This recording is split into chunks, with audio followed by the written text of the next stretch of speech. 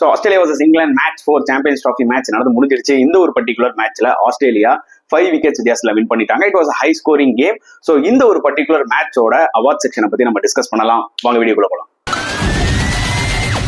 So கெத் batsman of the match obviously நான் 2 பேருக்கு கொடுத்தான மக்களே. ஏன்னா 2 பேருமே அவுட்ஸ்டாண்டிங்கா விளையாடினாங்க. அதுல முதல்ல நான் வந்து பாத்தீங்கன்னா ஜாஸ் இங்கிலீஷ்க்கு தான் கொடுக்க போறேன். ஏன்னா அது வின்னிங் காஸ்ட்ல வந்துச்சு.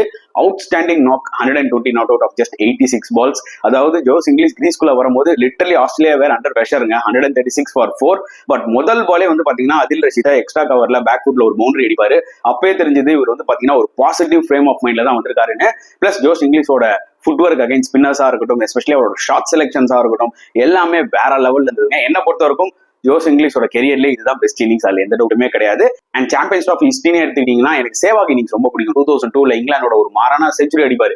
அதுக்கப்புறம் பெஸ்ட் செஞ்சுரி என்ன கேட்டீங்கன்னா கண்டிப்பா ஜாஸ் இங்கிலீஷோட தான் நான் கண்டிப்பா சொல்லுவேன். It deserve to get award of the match. And இன்னொரு பக்கம் டெஃபினட்டா நம்ம வெண்டகேட்டும் இந்த அவார்டை கொடுத்தாங்க மக்களே. ஒரு டெரிஃபிக்கான நாக் அவரும் விளையாடினாரு. 165 அவரோட 3rd ODI 100. ஸோ 351ல பாத்துக்கோங்க, பாதிக்கு பாதி ஸ்கோர் வெண்டகேட் தான் அடிச்சிருக்காரு. So such a valuable knock. But unfortunately England தோத்துட்டாங்க. But nevertheless that was a fantastic innings. So கெத் போலர் ஆஃப் த மேட்ச் நான் வந்து பென் டோவர்சிஸ்க்கு கொடுப்பாங்க. ஆக்சுவலா என்னோட ப்ரிவியூல நான் பென் டோவர்சிஸை 11ல சேர்க்கவே இல்லை. ஏன்னா நான் என்ன நினைச்சேன்னா ஆல்ரெடி ஸ்பென்சர் ஜான்சன் விளாடுறாங்க, எதுக்கு இன்னொரு ஒரு லெஃப்ட் ஆர்ம் சீமர், அது பதில் ஷான் அபார்ட்டை கொண்டு வரலாமே, கொஞ்சம் எக்ஸ்பீரியன்ஸ் இருக்குன்ற மாதிரி நான் நினைச்சேன். பட் ஆஸ்திரேலியா வேற மாதிரி திங்க் பண்ணாங்க. பென் டோவர்சிஸ் ரீசென்ட் டைம்ல பிக் பேஷ்ல நல்ல ஃபார்ம்ல இருந்திருக்காரு. அந்த ஃபார்மை பேஸ் பண்ணி தான் இவங்க எடுத்திருக்காங்க, புரியுதா உங்களுக்கு? அண்ட் அவரும் ஆக்சுவலா சூப்பரா போட்டு 3 விக்கெட் எடுத்தாருங்க. Especially Salt and Jamie Smith wicket ரொம்ப குரூஷியல். ஏன்னா அவங்களாம் ஒன்னும் ஸ்டே பண்ணியிருந்தாங்கன்னா டக்கெட்டோட மேபி ஈவன் 400 கூட ஆக்சுவலா இங்கிலாந்து அடிச்சிருக்கலாம். அதெல்லாம் ரொம்ப குரூஷியலான விக்கெட்ஸா வந்து அமைஞ்சது. அதுக்கப்புறம் வந்து லிவிங்ஸ்டன் விக்கெட்டையும் வந்து எடுத்தாரு. ஒரு 2ல ஆடம் சாம்பாவும் நல்லா போட்டாரு. பட் நான் என்ன நினைச்சேன்னா பென் டோவர்சிஸ் அந்த டாப்ல 2 விக்கெட் எடுத்தது ரொம்ப குரூஷியலா இருந்தது. So Ben Dwarshuis deserve to get this கெத் bowler of the award. So allrounder of the award வந்து பாத்தீங்கன்னா I will give it to Marnus லாபிஷன்ங்க. ஏன்னா நல்லா ஞாபகம் வச்சுக்கோங்க, யாருமே எக்ஸ்பெக்ட் பண்ணிருக்க மாட்டான் அவர் வந்து போலிங் போடுவாருன்னு. ஸ்டீவ் ஸ்மித் வந்து பாத்தீங்கன்னா மார்னஸ் லாபிஷனியோட பார்ட் டைம் போலிங் நல்லா யூஸ் பண்ணாரு. ஏன் ஈவன் லாஸ்ட் ஓவர் கூட போட்டாரு. ஸோ ஒரு பார்ட் டைம் ஸ்பின்னர் வந்து பாத்தீங்கன்னா எக்கனாமி ரேட் ஒரு 7.58 கொடுத்துட்டு 2 விக்கெட் எடுத்திருக்காங்கன்னா அது மிகப்பெரிய ஒரு கான்ட்ரிபியூஷன். பிளஸ் பேட்டிங்லயும் வந்து பாத்தீங்கன்னா ஒரு க்ரூஷியல் 48 ரன்ஸ் அடிச்சாரு. So allrounder of the match goes to Labuschagne. So ultimate fielder of the match நம்ம கண்டிப்பா அலெக்ஸ் கேரிக்கு கொடுத்துட்டு வந்துகிட்டே இருக்கணுங்க. பீயிங் விக்கெட் கீப்பர் அவரோட ஃபீல்டிங் அவுட்ஸ்டாண்டிங்கா இருந்தது. எஸ்பெஷலி ஃபில் சால்ட்டோட ஒரு கேட்ச் வந்து பாத்தீங்கன்னா மாசான ஒரு கேட்ச். ஏன்னா ஃபில் சால்ட்லாம் அடிக்கிற மூட்ல இருந்தாரு. நின்றுந்தாருன்னா வந்து போனீங்கன்னா திரும்பி பாக்குறதுக்குள்ள வந்து ஒரு 35-40 ரன்ஸ் 20 பால் அடிச்சிருப்பாரு. Such a crucial catch. அதுக்கப்புறமும் வந்து பாத்தீங்கன்னா ஜேமி ஸ்மித்தோட ஒரு கேட்ச் எடுத்தாரு. பிளஸ் அலெக்ஸ் கேரியோட அவுட் ஃபீல்டிங்கும் வந்து பாத்தீங்கன்னா சூப்பரா இருந்ததுங்க. So definitely ultimate fielder of the match award goes to Alex Carey. சொதப்பல் ஆஃப் த மேட்ச் வந்து பாத்தீங்கன்னா 2 விஷயத்துல நான் சொல்லுவேன். ஒன்னு வந்து இங்கிலாந்தோட ஃபீல்டிங் அண்ட் கேட்சிங் படு மட்டமா இருந்தது. ஏன்னா டியூ இருக்கு, கண்டிப்பா போலர் ஸ்ட்ரகிள் ஆறாங்க. அது ஒரு வேணா ஒரு விஷயம் பாவம் பார்க்கலாம் அவங்கள, அது எந்த டவுட்டுமே இல்லை. பட் அவங்களோட ஃபீல்டிங் அண்ட் கேட்சிங் பெட்டரா இருந்ததுன்னா மேபி இந்த மேட்ச் இன்னுமே கொஞ்சம் க்ளோஸா போயிருக்கும். பிளஸ் பிரைடன் கார்ஸோட ஸ்பெல்லு படு மோசமா இருந்தது மக்களே, டு பி வெரி ஆனஸ்ட். அதாவது இந்த மாதிரி ஒரு கண்டிஷன்ஸ்ல டியூ வேற இருக்கு, குத்துனீங்கன்னு வச்சுக்கோங்களேன், ஈஸியா பேட்ஸ்மேன் ஆடுவாங்க. ஒரு வெரைட்டியே இல்லாம, ஒரு ஸ்லோ டெலிவரிஸ் இல்லாம, ஒரு லென்த்தை வேரி பண்ணி போடாம ஒரு மாதிரி ஷார்ட்டாவே போட்டுட்டு இருந்தாரு. ரொம்ப போரா இருந்தது அவரோட ஸ்பெல்லு. ஸோ கண்டிப்பா சொதப்பல் of the match goes to England fielding as well as Brydon Carse bowling. Turning point of the match definitely Jofra Archer அந்த கேட்ச் விட்டாரு பாத்தீங்களா அலெக்ஸ் கேரி. இது நல்லா ஞாபகம் வச்சுக்கோங்க, அலெக்ஸ் கேரி அந்த கேட்சை கொடுக்கும்போது ரிக்வயர்டு வந்து 104 ரன்ஸ் இருந்துச்சு. அதுக்கப்புறமா எக்ஸ்ட்ரா 34 ரன்ஸ் ஆட் பண்ணிட்டாங்க இந்த partnership. So Alex Carey out ஆகும்போது 70 ரன்ஸ். ஸோ மேக்ஸ்வெல் உள்ள இறங்கும் போது பாத்தீங்கன்னா 50 பால் 70 ரன்ஸ்ன்ற போது அவரோட கோட்டை அது. ஸோ இதுவே 100 ரன்னுக்கு மேல இருக்கும்போது மேக்ஸ்வெல் வந்து இருந்தாருன்னா டக்குனு 100 விக்கெட் இங்கிலாந்து எடுத்திருந்தாங்கன்னா மேபி அவங்களுக்கு ஒரு அவுட் சைட் சான்ஸ் கிடைச்சிருக்கும், புரியுதா உங்களுக்கு? பட் அந்த மாதிரி ஒரு பழமான கேட்ச் கட்டான டைம்ல விட்டது வந்து பாத்தீங்கன்னா லிட்டரலி அந்த மேட்சே டர்ன் ஆயிடுச்சுன்னு நான் ஃபீல் பண்றேன்.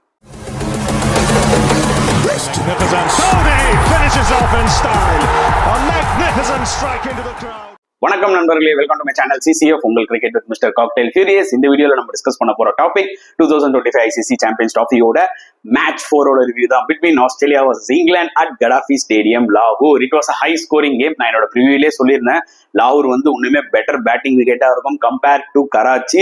ஆஸ் வெல் அஸ் டியூவும் ஒரு மிகப்பெரிய ஃபேக்டரா வந்து பிளே பண்ணும்னு சொன்னேன்.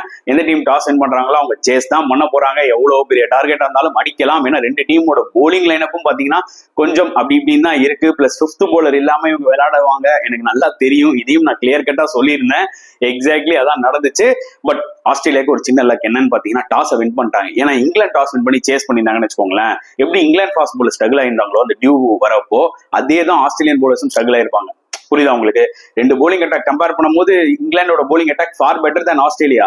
அதை தான் நான் சொல்ல வரேன். டாஸ் ரொம்ப க்ரூஷியலா இங்க வந்து பிளே பண்ணிச்சு, அதுல எந்த டவுட்டுமே கிடையாது. பட் ஸ்டில் ஆஸ்திரேலியா தாறுமாறா சேஸ் பண்ணாங்க. ஜாஸ் இங்கிலீஷோட outstanding hundred, one of the best hundred in Champions ட்ராஃபினே சொல்லலாம்.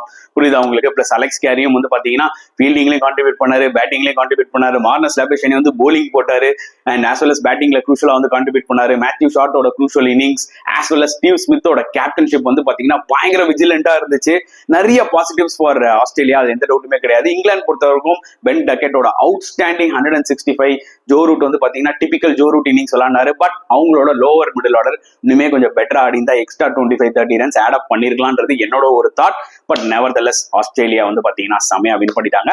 சோ நான் ஏற்கனவே சொன்ன மாதிரி இந்த மேட்ச்ல toss is so crucial. So அதை தான் ஸ்டீவ் ஸ்மித் வின் பண்ணி கரெக்டா போலிங் எடுத்தாரு. த வே இங்கிலாந்து ஸ்டார்ட் பண்ண விதம் பார்க்கும்போது இல்ல, ஆஸ் யூசுவல் இந்தியா ஓடிஐ சீரிஸ்ல நம்ம பார்த்தோம்ல, சால்ட்டும் டக்கெட்டும் சும்மா அடி அடிப்பாங்க.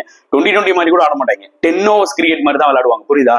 சோ சால்ட் பார்க்கும்போது ரொம்ப டேஞ்சரஸா தெரிஞ்சிருந்தாரு. பட் அந்த டைம்ல தான் வந்து டுவாசிஸ் பால்ல அப்படி ஒரு மிடான்ல ஒரு ஷாட் ஆடுவாரு, சரியான catch from Alex Carey being wicket keeper இந்த மேட்ச்ல நிறைய கேட்ச் எடுத்தாரு. எஸ்பெஷலி சால்ட்டோட ஒரு கேட்ச் அவுட்ஸ்டாண்டிங் கேட்ச். ஏன்னா சால்ட் எல்லாம் நின்று இருந்தா சத்தியமா ஒரு 20 பால்ல 45 இல்ல 30 பால்ல ஒரு 65 அடிச்சு ஒரு சரியான பேஸ்மெண்ட் கொடுத்துட்டு போயிருப்பாரு.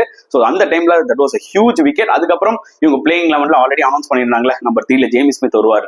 ஜேமி ஸ்மித் வந்து ஒரு 3-4 பவுண்டரி அடிச்சாருங்க. கவர்ஸ்லயா இருக்கட்டும், ஆஸ் வெல் அஸ் ஸ்ட்ரெயிட் டிரைவா இருக்கட்டும், அவுட்ஸ்டாண்டிங்கா இருந்தது. ஓகே தான், இந்த மனுஷன் இன்னைக்கு வந்து பெரிய இம்பாக்ட கிரியேட் பண்ண போறான்னு நினைக்கும் போதுதான் தேவையில்லாத ஒரு ஷாட் ஆன் த ஏர்ல மிட் ஆஃப்ல சோ கையில வந்து உழுது அலெக்ஸ் கேரி எடுத்துட்டாரு. சோ அது பேட் ஷாட்டுங்க. அதான் நான் தரையிலேயே அடிச்சாலே பவுண்டரி வருதுன்ற மாதிரி ஏன்பா தேவையில்லாம ஏர்ல தூக்கி அடிக்கிறீங்கன்ற மாதிரி இருந்தது. சோ நிஜமாவே ஜேமி ஸ்மித் நல்ல டச்ல நல்ல ஒரு பேட்டிங் பிச் கிடைச்சது, அந்த ஆப்பர்ச்சுனிட்டியை கோட்டா விட்டாருந்தாங்க நான் சொல்லுவேன். சோ அதுக்கப்புறம் தான் ஜோ ரூட்டும் சரி பென் டக்கெட்டும் ஒரு குரூஷியலான பார்ட்னர்ஷிப் போட்டாங்க. But Joe Root once again வந்து பாத்தீங்கன்னா 2019 அப்புறம் இது வரைக்கும் மோடியில ஒரு செஞ்சுரியே அடிக்கல. அதாவது 2019 வேர்ல்டு கப்புக்கு அப்புறம் சொல்ல வரேன். ஆல்மோஸ்ட் கிட்டத்தட்ட என்ன 6 இயர்ஸ் ஆயிடுச்சா. சோ டெஃபினட்டா இந்த மேட்ச்ல ஒரு ஆப்பர்ச்சுனிட்டி கிடைச்சது. பட் இந்த மேட்ச்ல அவர் அடிக்கல, எல்பிடபிள்யூ ஆயிட்டார் சாம்பா பால்ல. சோ அவர் வந்து பாத்தீங்கன்னா ரிவ்யூ போனாரு, அது எல்லாமே எனக்கு புரிஞ்சுது. எண்ட் ஆஃப் த டே அது அம்பையர்ஸ் கால். எனக்கு இங்கிலாந்து கிட்ட ஒரு விஷயம் என்ன பிடிக்காதுன்னு பாத்தீங்கன்னா, அவங்க மட்டும் அம்பையர்ஸ் கால் அவுட் ஆயிட்டாங்கன்னா தலையாடிட்டு போவாங்க, ஒத்துக்க மாட்டாங்க. இதுல இங்கிலீஷ் கிரிக்கெட் இன்ஸ்டாகிராம்ல எல்லாம் வந்து பாத்தீங்கன்னா அவங்க போர்டு இது வந்து மார்ஜினல் கால், அம்பையர் வந்து ஆஸ்திரேலியா ஃபேவரா இருக்காங்க, எல்லாமே பேசுவானுங்க. ஆனா இன்னைக்கு டிஆர்எஸ் கொண்டு வந்ததே இங்கிலாந்துக்காரனா தான் இருப்பானுங்க. புரியுதா உங்களுக்கு? அடுத்தவனுக்கு வரும்போது பாத்தீங்கன்னா அது தக்காளி சட்னி, அவனுக்குன்னு வரும்போது பாத்தீங்கன்னா இது ரத்தம். இது வந்து கடைசி வரைக்கும் போவோம். அவனுங்கள மாதிரி அழுகுற ஒரு ஆட்களை நான் ஆக்சுவலா பார்க்கவே முடியாது. சோ ஜோ ரூட்டும் அப்படியே தலையாட்டிக்கிட்டே அப்படியே போயிட்டாரு. பட் பென் டக்கெட் ஒரு இடத்துல சாலிடா நின்னாருங்க. அதான் திருப்பி சொல்றேன்ல, அடிச்ச 351ல பாதி ஸ்கோர் கிட்டத்தட்ட அடிச்சிருக்காரு பென் டக்கெட் 165. அதுக்கப்புறம் இறங்கின ஹாரி ப்ரூக் ஃபெயிலியர். மறுபடியும் Harry Brook is having a terrible time in ODIs. நடுவில் ஏதோ ஒரு 50 போட்டார் இந்தியாவோட. அதுக்கப்புறம் டோட்டலா எல்லாமே வந்து பாத்தீங்கன்னா ஃபிளாப்ஸ் தான், அதுல எந்த டவுட்டுமே இல்லை. அப்புறம் ஜாஸ் பட்லர் வந்து 22 தான் அடிச்சாரு. லிவிங்ஸ்டனும் வந்து பாத்தீங்கன்னா மினிமம் ஸ்கோர் தான் அடிச்சாரு. ஸோ இவங்க மேலாம் வந்து பாத்தீங்கன்னா எக்ஸ்பெக்டேஷன் ஜாஸ்தி.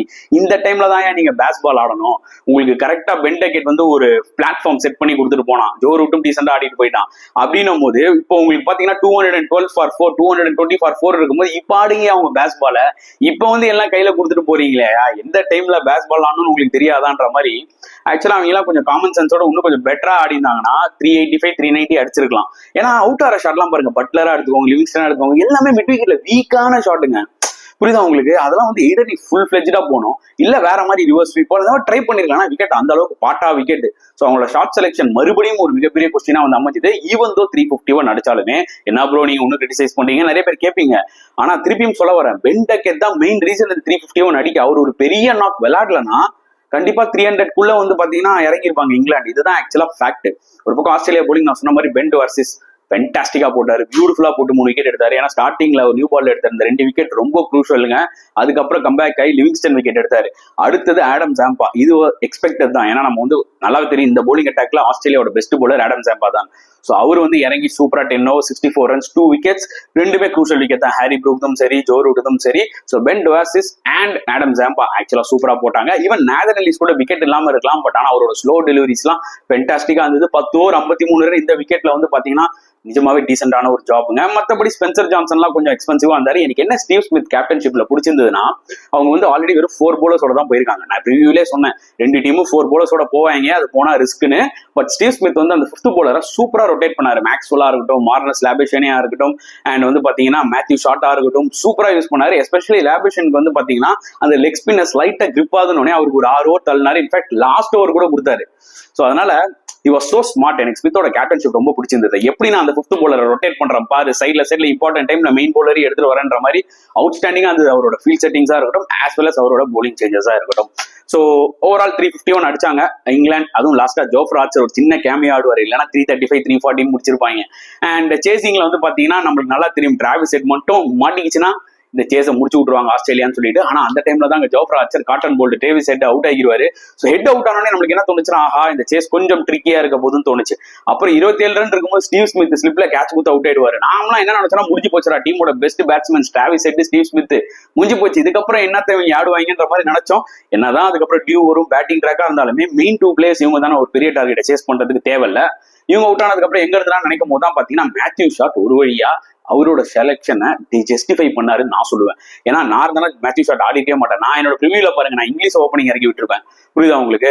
ஸோ அவர் இறங்கி ஒரு குரூஷலான 63 ரன்ஸ் அந்த டைம்ல கண்டிப்பா தேவைப்பட்டுச்சு. அவரும் லாபேஷனையும் வந்து பாத்தீங்கன்னா இறங்கி ஒரு 70 ரன் பார்ட்னர்ஷிப் போட்டாங்க, ரொம்ப குரூஷலா. லாபேஷன் அதுக்கப்புறம் பாத்தீங்கன்னா அதில் ஷிட் பால்ல கவர்ஸ்ல கேட்ச் கொடுத்து அவுட் ஆயிட்டாரு. பட் ஒரு ஸ்டேஜுக்கு மேல எனக்கு என்ன தோணுதுன்னா, மேத்யூ ஷாட் கொஞ்சம் டயர்ட் ஆயிட்டாரு. அதனாலதான் லிவிங்ஸ்டன் பால்ல லூஸா ஆடி காட்டன் பால் அவுட் ஆயிட்டாரு. ஸோ எல்லாமே போய் ஒரு ஸ்டேஜ்ல 136 for 4 ஆஸ்திரேலியா இன் ட்ரபிள். அந்த டைம்ல எனக்கு என்ன தோணுச்சுன்னா, ஆப்வியஸ்லி இங்கிலாந்து கையில தான் மேட்ச் இருக்கு, இதுக்கப்புறம் எப்படி தோப்பாங்கன்னு ஒரு விக்கெட் எடுத்துட்டாங்கன்னா மேக்ஸ்வெல்ல சீக்கிரமா எக்ஸ்போஸ் பண்ணிடலாமேன்னு தோணுச்சு. பட் அந்த டைம்ல தான் ஆஸ்திரேலியாவோட 2 விக்கெட் கீப்பர்ஸ், ஜாஸ் இங்கிலீஷா இருக்கட்டும், அலெக்ஸ் கேரியா இருக்கட்டும், 2 பேரும் சேர்ந்து ஒரு மேட்ச் வினிங் 146 ரன்ஸ் பார்ட்னர்ஷிப் போட்டாங்க. அவுட்ஸ்டாண்டிங்கா இருந்தது. நல்ல பேட்டிங் விக்கெட் கன்வெர்ட் பண்ணாங்க. அதே மாதிரி இங்கிலாந்தோட புவர் போலிங்கும் கேஷ் இன் பண்ணிட்டாங்க. பவுண்டரிஸ் வந்துகிட்டே இருந்துச்சு. மெரிட் ஆஃப் த பால் ஆனாங்க. அவங்க வந்து பாத்தீங்கன்னா சும்மா அக்ராஸ் த பேட்லாம் ஆடவே இல்லை. ஏன்னா இந்த விக்கெட்ல நீங்க அப்படி ஆடணும்னு அவசியமே இல்லை, ஏன்னா பேட்டுக்கு பால் வரப்போகுது. ரொம்ப சூப்பரா ஆனாங்க. அதுக்கப்புறம் கேரி வந்து பாத்தீங்கன்னா மேபி 68ல அவுட் ஆயிருக்கலாம். பட் இங்கிலீஷ் ஒரு எண்ட்ல நின்று அவுட் ஸ்டாண்டிங் இறங்கினாருங்க. அதாவது அவர் கிரீஸ்குள்ள வந்து ஃபர்ஸ்ட் பால் அதில் ரஷீத் அப்படி பேக் ஃபுட்ல அப்படி ஒரு பவுண்டரி அடிப்பார். அப்பயே தெரிஞ்சது, ஓகே இந்த பையன் ரொம்ப பாசிட்டிவான ஒரு ஃப்ரேம் மைண்ட்ல வந்திருக்கான், ஸோ கண்டிப்பா ஒரு நாக் விளையாடுவான்ற மாதிரி தோணுச்சு. அதுக்கேற்ற மாதிரி தான் இருந்தது. எதுவுமே வந்து பாத்தீங்கன்னா அக்ராஸ்ல இல்லைங்க, எல்லாமே ப்ராப்பர் கிரிக்கெட்டிங் ஷாட்ஸ். ஸ்பின்னர்ஸை வந்து இந்த வே அவர் ஃபுட் ஒர்க்கை யூஸ் பண்ண விதம் எனக்கு ரொம்ப பிடிச்சிருந்தது ஜாஸ் இங்கிலீஷ்க்கு. அதுக்கப்புறம் மார்க்வுட், பிரைடன் கார்ஸ் அவங்க பேஸை யூஸ் பண்ணி சில ஷாட்ஸ் எல்லாம் ஆனாரு. லாஸ்டா ரிவர்ஸ் ஸ்வீப்ல 6 எல்லாம் அடிச்சாரு. அதான் சொல்லல, one of the greatest innings in champions of history கண்டிப்பா சொல்லலாம். டாப் 3ல நீங்க வந்து கண்டிப்பா ஜோஸ் இங்கிலீஷ் இன்னிங்ஸை சேர்த்துடலாம், அதுல எந்த டவுட்டுமே இல்லை. ஸோ அதுக்கு அந்த டைம்ல தான் ஒரு ஆப்பர்ச்சுனிட்டி கிடைச்சது இங்கிலாந்துக்கு. 104 ரிக்வயர் இருந்தது. அலெக்ஸ் கேரி வந்து பாத்தீங்கன்னா அதில் ரஷீத் சூப்பரா போட்டாருங்க. அந்த மனுஷனுக்கு நம்ம கிரெடிட் கொடுக்கணுங்க. நீ வந்து தார் ரோடு குத்தா கூட அதில் ரஷீத் நல்லா போடுவார் போல இருக்கு. அந்த மாதிரி சூப்பரா போட்டு லாபிஷன் விக்கெட்டை ஸ்கெட்ச் போட்டு தூக்குனாங்களா கவர்ஸ்ல. அதே மாதிரி பாத்தீங்கன்னா அடுத்த ஸ்பெல்ல அவர் ஜாஸ் பட்லர் மெயினா அந்த கடைசி ஸ்பெல் எடுத்துட்டு வரதே விக்கெட் வேணும் தான். கரெக்டா ஒரு அரைக்குழி அலெக்ஸ் கேரி நேரா விடுறாரு, ஜாஃப்ரா ஆர்ச்சர் கையில வந்து விழுதுங்க. அந்த கேட்சை விட்டாரு. அந்த கேட்சை பிடிச்சிருந்தா 104 ரன் அடிக்கணும் அந்த டைம்ல ஆஸ்திரேலியாவுக்கு. மேக்ஸ்வெல் வந்துருப்பாரா அந்த டைம்ல டப்புன்னு ஒரு விக்கெட் எடுத்திருந்தீங்கன்னா அதுக்கப்புறம் டெய்லண்டர்ஸ் தான் கேம் இங்கிலாந்து கிட்ட. அதுக்கப்புறம் என்னாச்சுன்னு பாத்தீங்கன்னா ஒரு எக்ஸ்ட்ரா 34 ரன்ஸ் இருக்கும் போச்சு இந்த பார்ட்னர்ஷிப். 104ல கேரி அவுட் ஆயிருக்க வேண்டியது, ஆனா 50 பால் 70 இருக்கும்போது அவுட் ஆனாரு. ஸோ ஆல்மோஸ்ட் கேம் கையில. டியூ ஃபேக்டர் 50 பால் 70 பெரிய விஷயமே இல்லை, ஏன்னா உள்ள வரப்போறது மேக்ஸ்வெல் வந்து பாத்தீங்கன்னா 50 பால் 70யா இது நம்ம கேம்டா அப்படின்ற மாதிரி அவர் வந்து டப்புன்னு ஆஸ் யூசுவல் அடிச்சு முடிச்சாரு. ஒரு போட்ட இங்கிலீஷும் சும்மா இல்லை, அவரு வந்து பாத்தீங்கன்னா மேக்ஸ்வெலுக்கு ஈக்குவலா வச்சு செஞ்சுக்கிட்டு இருந்தாரு. ஸோ அந்த கேட்ச் வந்து ஒரு மிகப்பெரிய டர்னிங் பாயிண்டா வந்து அமைஞ்சது. சரி, அதை பிடிச்சிருந்தா இங்கிலாந்து கன்ஃபார்மா வின் பண்ணிருப்பாங்களா நான் சொல்ல வரலங்க. பட் அந்த டைம்ல அது பிடிச்சிருந்தா கண்டிப்பா அவங்க பிரஷர் போட்டிருக்கலாம், என்ன வேணாலும் ஆயிருக்கலாம். It was a great opportunity இல்ல இங்கிலாந்துக்கு, அதுதான் நான் சொல்ல வரேன். ஸோ மேக்ஸ்வெல்லும் இங்கிலீஷும் சேர்ந்து முடிச்சு விட்டாங்க 5 விக்கெட்ஸ் வித்தியாசத்துல. Crucial win for Australia without Pat Cummins, Mitchell Starc, Hazlewood, Marcus Stoinis, Mitchell Marsh இந்த மேட்சை வின் பண்ணியிருக்காங்கன்னா பாத்துக்கோங்க. ஸோ ஆஸ்திரேலியாவை என்னைக்குமே நம்ம அண்டர் எஸ்டிமேட் பண்ணக்கூடாது.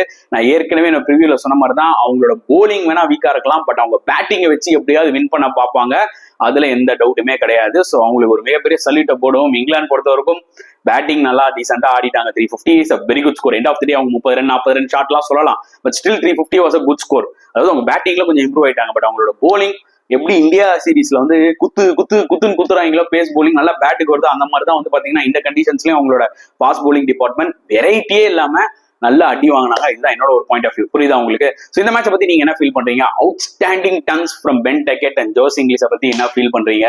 Plus Alex Carey, Marnus Labuschagne இவங்கலாம் ஒரு ஆல்ரவுண்ட் கேம் எடுத்துட்டு வந்து காமிச்சாங்க. அதை பத்தி என்ன ஃபீல் பண்றீங்க? மறக்காம கமெண்ட் செக்ஷன்ல போடுங்க. இந்த வீடியோ பிடிச்சிருந்தா லைக் பண்ணுங்க, ஷேர் பண்ணுங்க, முடிஞ்சா சப்ஸ்கிரைப் பண்ணுங்க. ஸோ நெக்ஸ்ட் வீடியோல பார்க்கலாம் ஃப்ரெண்ட்ஸ். அண்டில் தென், பாய்.